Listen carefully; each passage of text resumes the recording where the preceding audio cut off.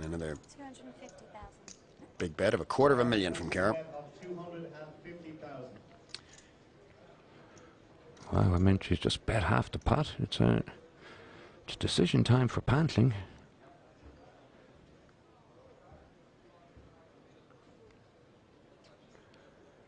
Are those two little words going to come out of his mouth? Well, it's a good fold. That's why Pantling's there and I'm here. It's another big pot. $750,000 to go over to Cara.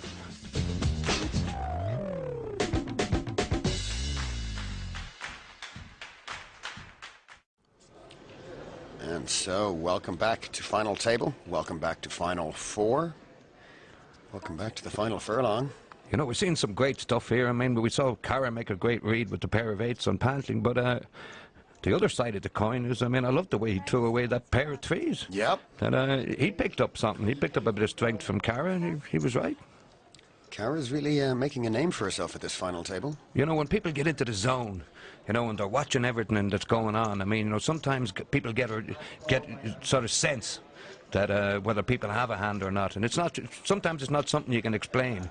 It's just that you know something different has happened. Some sort of sixth sense. Well, an educated sixth sense.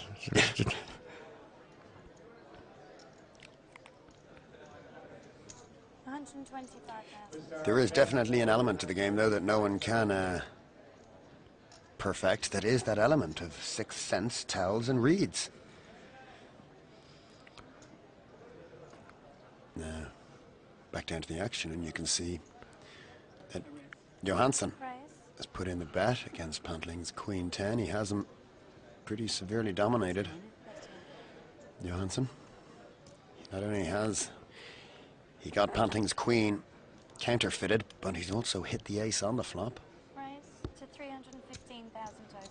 We have a raise to 315,000 by Andrew. Well, Pantling knows that Christer is a bit of a player himself and is liable to be betting this with absolute air.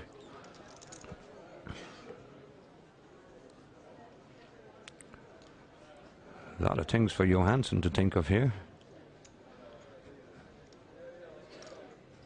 First one to get out of the first one to get a hurdle to get over is am I in front here? Yeah. And if you get your head around that one and get it right, it's then how am I going to get the most amount of money out of the hand? Would he be scared of a set of threes or sevens? Well, it's always a possibility. What would his biggest worry be? Ace king? What a set. A set. But they're playing four-handed. I mean, I don't worry about sets playing four-handed anyway. You know, but you know, if we know Pantling is a short-handed specialist, I mean, which means he likes playing aggressively and making plays. That certainly helps.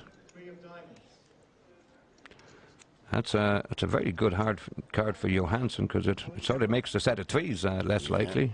Johansson may also think that if Pantling had a set, that he might just let Johansson keep betting at it just in case Johansson didn't have anything and could get away from it. You know, it's all mind games. You know, anybody that thinks it's all about the maths and all about the cards, think again. Yep. It's only a fraction of the game. Levels and levels and levels, as Carla and Richard were saying it not too long ago. You can almost hear him think. 340,000. Andrew makes a bet of 340,000. All in from Christer. Right. You can take it from that Christer had his decision made on the flop. He was going to live or die by this hand. It's hard to blame him. He was a brave re-raise by Andrew, but he can't possibly call the all-in. Christer Johansson takes down a big pot. There you go, you can see your top four look like this. Pantling has now taken bottom spot. Georgiev in third. Christer goes into second after that hand, but Cara Scott still leading the field on about 2.25 million chips. So back down to the action. The button finds itself in front of Andrew. And Atanas, first to act.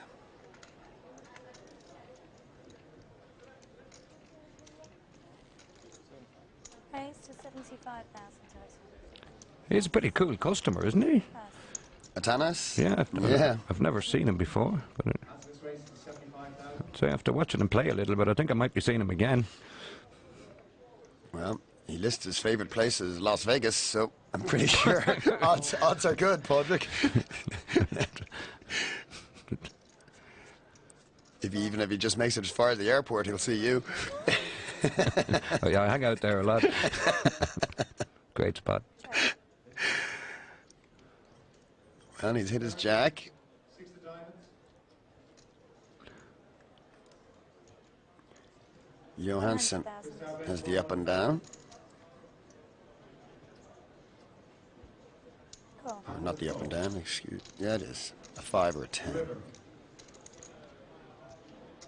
3 of diamonds. No. What does Krister do? He's not going to win with a check, that's for sure. 377 in the pot. Check. Check. What's that, please? Anthony's 2 checks. Rather quick check from Atanas. He wasn't sure whether the ace was out there. Well, I'm pretty sure Johansson was going to get called there, so and he was pretty sure himself, Yeah, obviously. I think so too. He didn't even have any kind of a stab at it. Yeah. And he got it right. That's why he's one of the top players in Europe. I like Atanas' check also. Straight away, there was no point in him putting No. another chip into the pot there. He's only going to get called by someone with the ace, beating him. Raise. And so the button moves to Kara, with Andrew first to act. 80,000. Raises it up to 80,000. raises to 80,000. Fold. Fold. 80,000. Fold. Terror 50,000 more to folds. call. Johansson Jacks. folds. I mean, the Jacks have been the doomsday hand at this table, haven't they? Yeah, haven't they just? Call. And Anthony's calls the 80,000. The 8-5 hasn't been 2 players. too great a hand either, mind you. Oh, I don't believe it. He's hit one of the 8s anyway. Check. Well, maybe a bit of a chance for Richard to get right back into this, you know.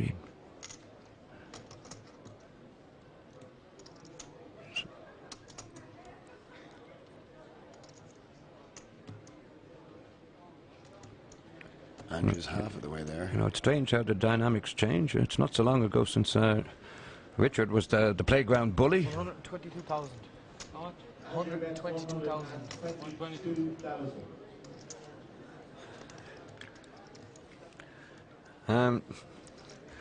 Well, Andrew Pantling used to be known as Richard in a previous life.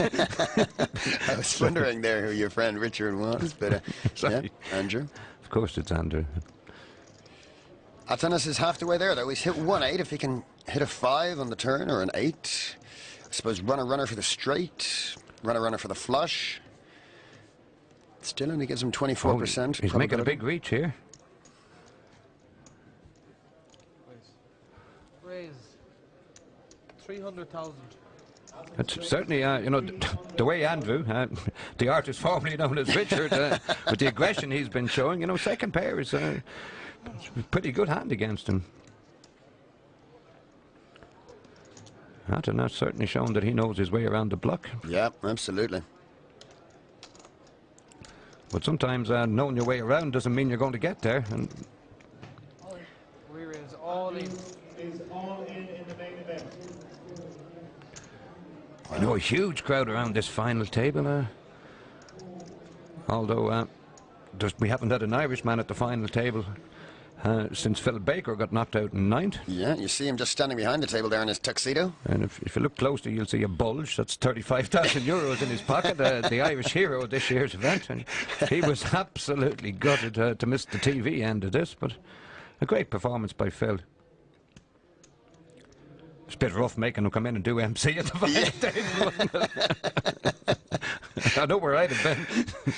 Might as well have gone out in 700 rather than 9th position if he was going to have to work it anyway, but still, he's happy to be here, and like you say, big pocket of cash. He made a brave effort not to have to work today. Didn't he? Yeah.